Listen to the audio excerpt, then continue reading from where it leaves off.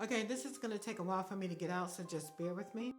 This is regarding parental estrangement, and I seen something on a TV program that I had never seen before, never watched before, rather. And when I seen it, I could identify with it personally, and I want to see if you can too. So let's first talk about the TV program itself. The name of it is The Have and Have Not. It was out maybe about a decade ago, possibly. It's a little bit dated. However, here is basically the gist of it. There's a lot of politics. There's a lot of rings, prostitution that's in there. There's a lot of corruption and betrayals and double crossings, etc. So there's all of that inside of this drama. And so the main character, there's a few of them. One is Candace. She has to be like, I would say, basically a millennial, maybe millennial. And she is a hustler. She's been hustling since she's been 17 years old, hustling in terms of her body. She's also got to a point where she started blackmailing her Johns. She would, because she usually would deal with Johns who were politicians or who had millions, and she would somehow con or swindle because she liked the game, she liked the money, she liked the lifestyle, and that's what she wanted to get into.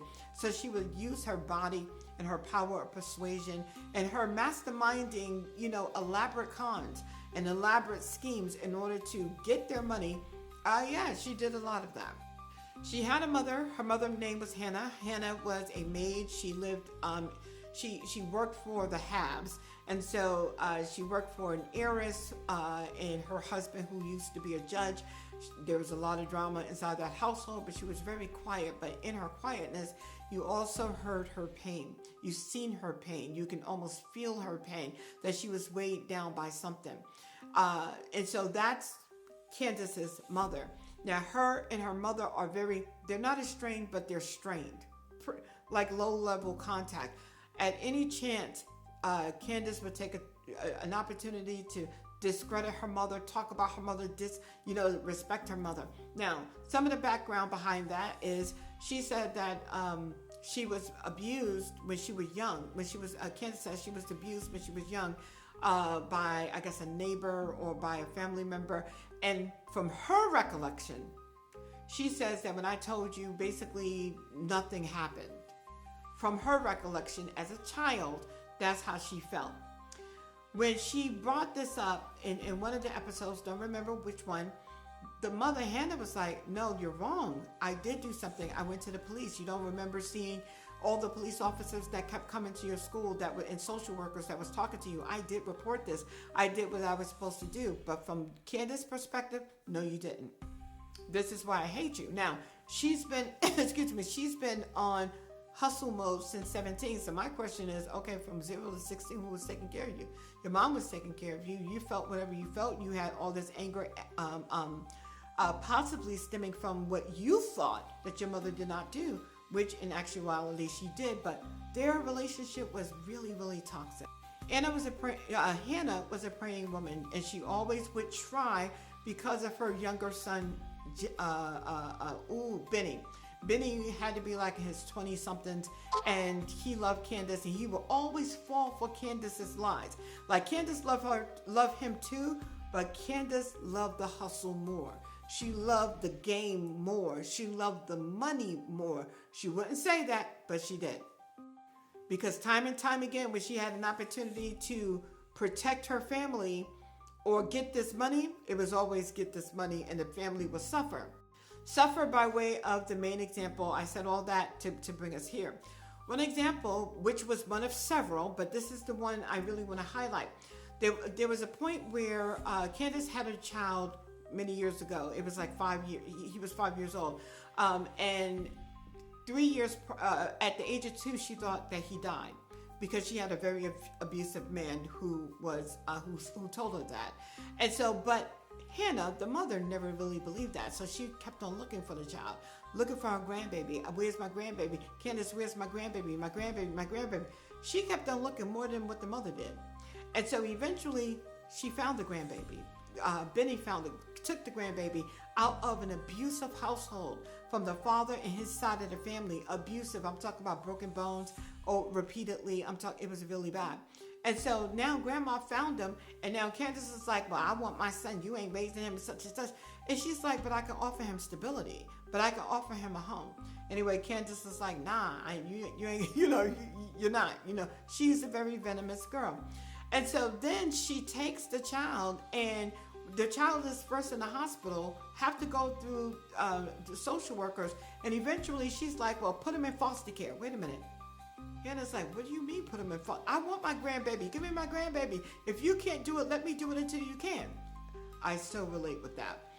And so, so then it turns into this scene. I said all that to get here. So now she has so eventually Hannah gets the grandbaby. Grandbaby and her and Benny, which is the 20-something-year-old son of Hannah's, are living in a hotel temporarily.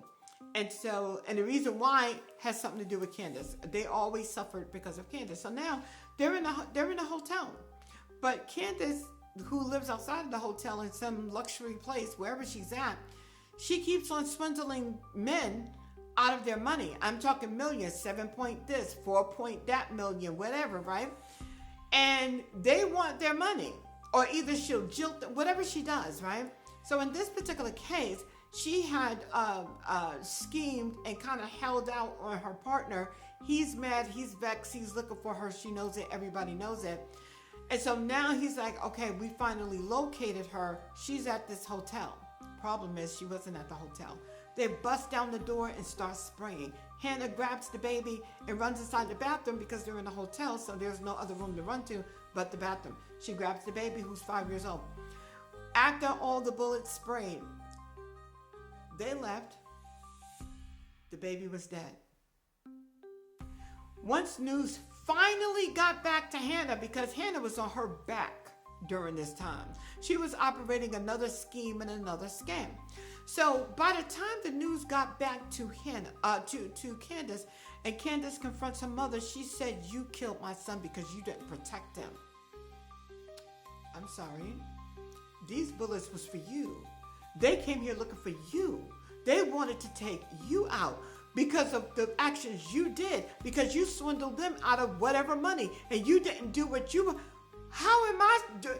I took the baby, because she did. She took the baby and she covered the baby, but the bullet hit him.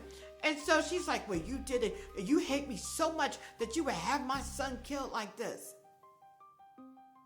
And so I'm going to stop there because I don't have that much time. And so my thing is this.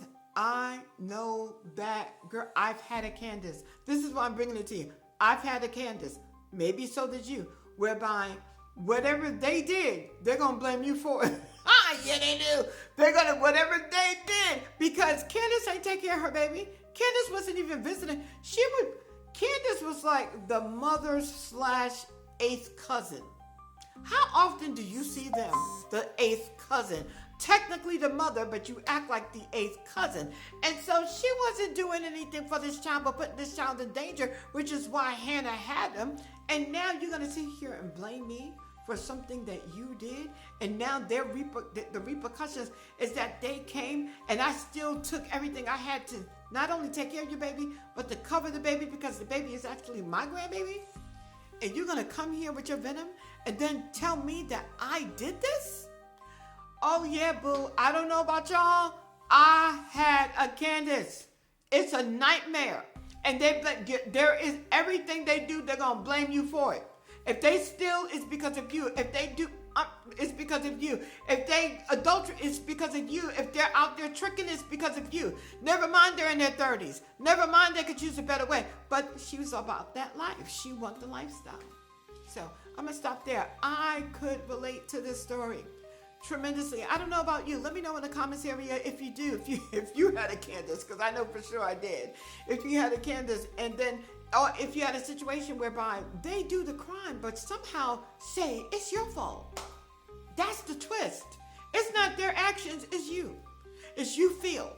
You must feel this bad that you would do. I didn't do this. I don't know these people. They ain't trying to kill me. They're trying to kill you. You're swindled them out the money. But anyway, I already said all that. So let me know what you thought, what you think in the comments area. Don't forget to like, share, and to follow. Forgive me for the long-windedness of this, but I just had to explain the characters to you if you didn't see the show. Anyway, God bless.